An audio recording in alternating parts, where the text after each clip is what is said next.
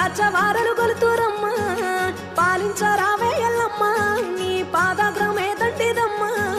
రావమ్మ వేవేగ పక్షపాతము లేక నిశ్చయమై జనులు నిన్ను గొలుతురమ్మ